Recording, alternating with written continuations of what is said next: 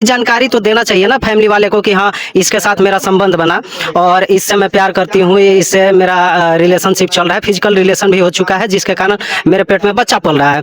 तो ये लड़की जब प्रेग्नेंट थी तो वो ना 18 की है और ना वो 19-20 की है, वो अंडर एज लड़की है, नाबालिग लड़की है। तो कल के डेट में तो लड़की का जान ही जा सकता है और जान जाएगा तो जाहिर सी बात है कि लड़का के पूरे फैमिली फंसेंगे। तो रेखा के साथ गलत किया, जो रेखा का यौन शोषण किया और रेखा का ये इसे अनमैरिड माँ बना के छोड़ा है। तो अभी हम आ चुके हैं फिर से मेराल प्रखंड के गेरुआ पंचायत में है, जो कि आप लोगों को पहले भी वीडियो दे चुके हैं। ये लड़की किसी लड़के से प्यार करती है, वहीं पे आकर के 1 महीने से धरना दिए हुए बैठी हुई है और इसको अभी तक न्याय भी नहीं मिला है। और यहाँ कुछ लोग भी आए हुए हैं, जैसे कि कन्या विवाह एंड विकास सोसाइटी के लोग भी आए हुए हैं, पदाधिकारी लोग भी आए हुए हैं।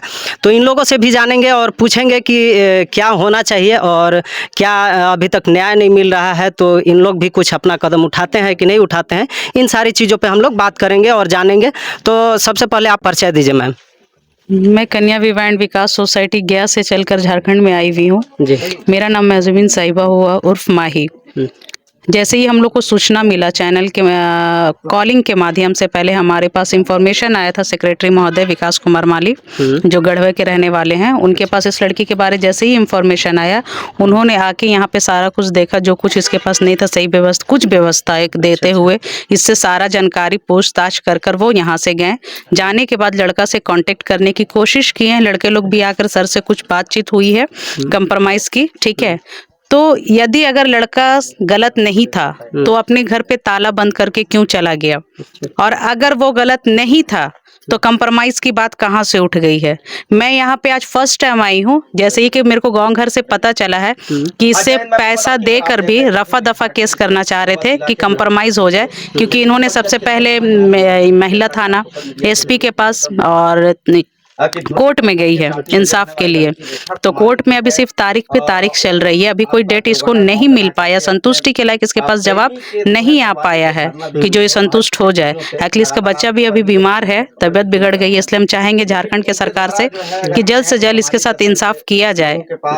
जैसे कि मैम एक बार मैं पहले भी आ चुका था, यहाँ न्यूज़ कवर कर चुका हूँ, तो इन्होंने बताया कि मेरे घर पे जैसे कि इनके पेट में बच्चा पल रहा था, तो उस समय इनसे पूछे कि आपको घर में तो पता होगा ना कि ये हमारे पेट में बच्चा पल रहा है, इस चीज़ की जानकारी आप नहीं दिए। तो इन्होंने बताया कि हम नहीं जान पाए इस चीज़ को। तो ऐसा भी होता है क्या?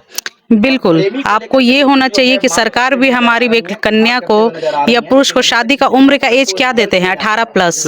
लड़की जब प्रेग्नेंट थी तो वो ना 18 की है और ना वो 19-20 की है, वो अंडर एज लड़की है, नाबालिग लड़की है। नाबालिग लड़की की समझ क्या है ये आपसे हमसे बेहतर कोई नहीं जानेगा। जो नेचुरल लड़की लोग रहती वो तो फर्स्ट प्रेगनेंसी का डिटेल्स बता ही नहीं सकती कि हम प्रेग्नेंट है, और वो तो नेचुरल भी नहीं थी, उस उम्र में भी नहीं थी कि वो सही से जानकारी दे पाती। नहीं, मेरा कहने का मतलब है मैम, जैसे कि लोगों को दिखने लगता है जो भी प्रेग्नेंट हो, तो हाँ, तो वही चीज़ मैं पूछ ले रहा हूँ। जैसे कि वो दिखने लगता है तो इस चीज़ की जानकारी तो देना चाहिए ना फैमिली वाले को कि हाँ इसके साथ मेरा संबंध बना और इससे मैं प्यार करती हूँ, इससे मेरा रिलेशनशिप चल रहा है, फिजिकल रिलेशन भी हो चुका है जिसके कारण मेरे पेट में बच्चा पल रहा है। तो ये चीज़ें तो होनी चाहिए ना, बतानी चाहिए। लेकिन यहाँ पे तो लड़की गलत की है ना, तो इस पर आप क्या कहना चाहेंगे? लड़की ने इंफॉर्मेशन दिया लड़का को फिर कि मैं प्रेग्नेंट हूँ, काहे कि दूसरा तीसरा महीना जब इसका चालू हो गया है तो लड़का ने पहले इसको, जैसे लड़की से हमको पता चला है कि लड़का ने इसको अबॉर्शन की बात की। अच्छा। तो हम लोग ऑलरेडी कन्या विवाह एंड विकास सोसाइटी में दहेज प्रथा, भ्रूण हत्या पे रोक लगाते हैं। तो इसको भ्रूण हत्या ये करती, ये उचित नहीं था, क्योंकि इसमें 2 प्रेमी के लिए एक मासूम बच्चा का क्या कसूर था, है ना। तो लड़की ने तय किया कि हम बच्चा को जन्म देंगे, तो लड़का इसको फिर दिलासा देना शुरू कर दिया कि ठीक है तुम अपने घर पे रहो। इसके फैमिली लोग से भी, लड़की के भाई से भी बात हुई थी, तो लड़का ने कहा था कि मैं इससे शादी करूंगा, लेकिन हमको कुछ दिन का टाइम दीजिए कि मैं अपने पेरेंट्स को कन्विंस कर सकूं, ठीक है। तो लड़का लोग ये सोचकर गुजार रहा था कि अब इस अपने फैमिली से बात करके ही कंप्रोमाइज करेगा तो मेरी बहन को लेके चला जाएगा। तो जैसे ही बच्चा 4 महीने का हो गया है, तो जिस वक्त ये 3 महीने का बच्चा था तो बोला कि अब तो बच्चा हो भी गया है, 3 महीने का भी हो गया, अब कब लेकर जाएगा, क्योंकि मेरे हम लोग के पिताजी नहीं है, मतलब लड़की के पिताजी नहीं थे, भी नहीं। हाँ नहीं है, ठीक है। मतलब इसके घर में पेरेंट्स नाम का छत नहीं है कोई, जो सबसे ज्यादा इम्पोर्टेंट्स होता है। तो वो नहीं रहने के कारण उसके बाद ये यहाँ पे आ गई धरना देने के लिए। धरना जैसे ही देने के लिए आई तो यदि अगर लड़का के मन में खोट नहीं था तो ताला बंद करके घर में जाने की जरूरत क्या थी, है ना। चलिए, बहुत बहुत धन्यवाद मैम। और ये विकास सर है ना? जी हाँ, हमारे तो सेक्रेटरी महोदय। अच्छा, सेक्रेटरी महोदय जो हैं उनसे बात करते हैं, विकास सर से। स्थानीय पदाधिकारी हैं हमारे सीनियर, चाहे वो थाना प्रभारी हो चाहे एसपी साहब हो, उनसे मिल करके जल्द से जल्द वो लड़का को अरेस्ट करवाने का काम करते हैं या तो न्याय दिलाने का काम करते हैं। दोनों में से कुछ होगा तभी तो जल्दी न्याय मिल सकता है। वरना आप देखिए लड़की दिनों दिन उसका शरीर भी ढल रहा है, शरीर में खाना पीना भी ढंग से नहीं खा पा रही है। तो कल के डेट में तो लड़की का जान ही जा सकता है, और जान जाएगा तो जाहिर सी बात है कि लड़का के पूरे फैमिली फंसेंगे। अब आगे मामला इस पदाधिकारी के पास जाएंगे, उनका जो दिशा निर्देश होगा वो फिर हम लोग उस हिसाब से लड़की को मदद करेंगे। जी बहुत बहुत धन्यवाद सर। और आगे हमारे इस मेराल प्रखंड के प्रमुख दीपमाला कुमारी जी आई हुई हैं, उनसे भी जानेंगे। और जो ये लड़की आकर के धरना दी हुई है एक मंथ से, उनसे भी पूछने का प्रयास करेंगे फिर से कि क्या हमारे आने के बीच में क्या क्या प्रॉब्लमें हुई, ये सारी चीज़ें हम लोग पूछने का भी प्रयास करेंगे। जैसे कि हम लोग पिछले वीडियो में आकर के न्यूज़ कवर किए थे, यहाँ ग्राउंड रिपोर्टिंग किए थे, तो इनसे बात हुई थी। तो इन्होंने बताया था कि हम 15 दिन पहले आए थे, तो इन्होंने बताया कि 15 दिन से हम यहाँ हैं। तो इस चीज़ की जानकारी आपको कब मिली और इस पे आप लोग क्या एक्शन ले रहे हैं? इस चीज़ की जानकारी मुझे फिलहाल ही 1-2 दिन अंदर मिला है। मैं न्यूज़ के माध्यम से देख रही थी इसको, अच्छा, बट मैंने सोचा कि हो सकता है कि ये मामला सॉर्ट आउट हो जाए समाज के माध्यम से ही, तो हम लोगों को आने की नौबत ना आए। लेकिन ये मामला ज़्यादा खींचा जा रहा है। और मैं देख रही हूँ कि ये जो लड़का है जो रेखा के साथ गलत किया, जो रेखा का यौन शोषण किया, और रेखा का ये इसे अनमैरिड माँ बना के छोड़ा है। तो ये लड़का भागा हुआ, आप देख रहे हैं कि इसके घर में ताला लगा हुआ है। इससे साफ जाहिर होता है कि लड़का गलत किया है। अगर वो गलत नहीं होता तो रेखा का सामना करता, और रेखा अगर गलत होती तो यहाँ के वो धरने पे नहीं होती।